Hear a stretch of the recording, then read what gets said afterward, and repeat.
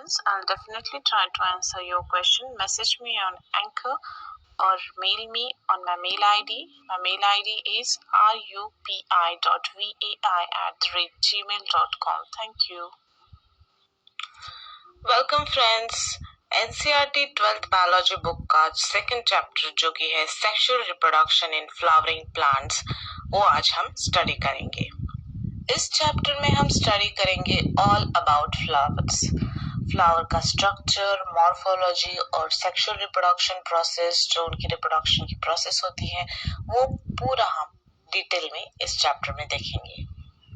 उससे पहले हम देखेंगे कि इस चैप्टर में जो इंट्रोडक्टरी पार्ट है उसमें हमें क्या बताया गया है।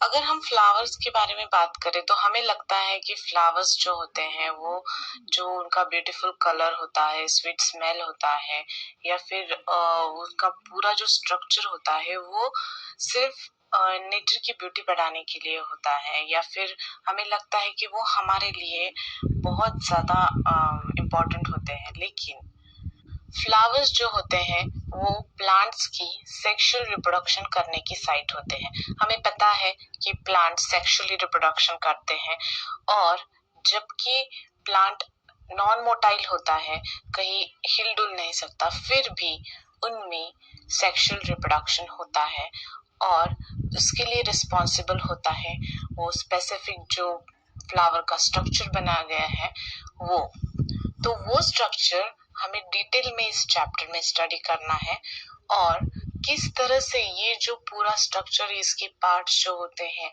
उसकी सेक्सुअल रिप्रोडक्शन के प्रोसेस में इन्वॉल्व होते हैं, किस तरह से उनका इम्पोर्टेंस है, ये सब हमें इस चैप्टर में डिटेल में स्टेप बाय स्टेप हम पढ़ेंगे।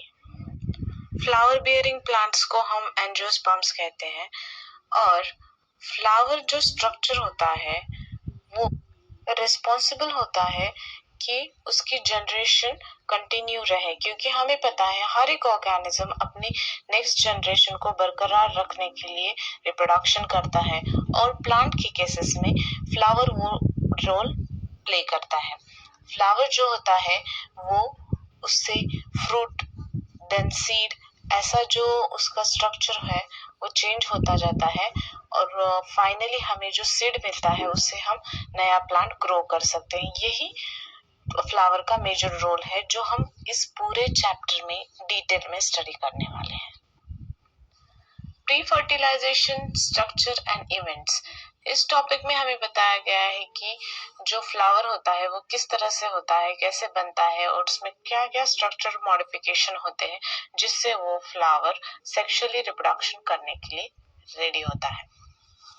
तो पहले फ्लावर जब बनना प्लांट में स्टार्ट होता है तभी प्लांट में बहुत ज्यादा हार्मोनल स्ट्रक्चरल चेंजेस होना शुरू हो जाता है। तो जब ये स्ट्रक्चरल चेंजेस उसमें होते हैं तब उसमें फ्लोरल बर्ड या फिर प्राइमोडियम हमें कहते हैं, वो आना शुरू हो जाती है, और जब ये स्ट्रक्चर बनता है, मैच्योर होता है, उसके बाद उसका ट्रांसफॉर्मेशन एक फ्लावर में होता है। फ्लावर में हम देखते हैं कि नीचे छोटे छोटे जो ग्रीन पंखुड़ियां होती है उसे हम सेपल्स कहते हैं, और उसके ऊपर जो बड़ी बड़ी पंखुड़ियां होती है उसे हम पेटल्स कहते हैं। उसके अंदर जो दो स्ट्रक्चर होते हैं, एंड्रोशियम और गाइनोशियम, ये वर्क करते हैं as a sexual reproduction organ for the plants.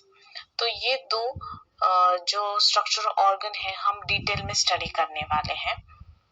उसमें जो एंड्रोशियम होता है वो होता है मेल रिप्रोडक्टिव ऑर्गन, और गाइनोशियम जो होता है वो होता है फीमेल रिप्रोडक्टिव ऑर्गन। और जो नेक्स्ट सब पॉइंट दिया गया है वो है स्टेमन, माइक्रोस्पोरेंजियम एंड पोलन ग्रेन्स। तो हमें स्टेमन की जो टिपिकल स्टेमन की जो डायग्राम है वो बुक में दी गई है। उसमें स्टेमन के दो पार्ट्स हैं। जो टर्मिनल पोर्शन है वहां पे एंथर दिया गया है। एंथर जो है बाइलोब्ड होता है, उसमें दो लोब्स होते हैं, और जो नेक्स्ट पार्ट होता है वो होता है फिलामेंट, जो कि नीचे पेटल से या थैलेमस से अटैच होता है। और नेक्स्ट डायग्राम जो दी गई है वो है 3 dimensional cut section of anther. उसमें अगर हम एंथर को कट करके देखेंगे तो जो कुछ स्ट्रक्चर हमें दिखाई देता है वो उसमें हमें डायग्राम में दिखाया है, वही हम डिटेल में स्टडी करने वाले हैं।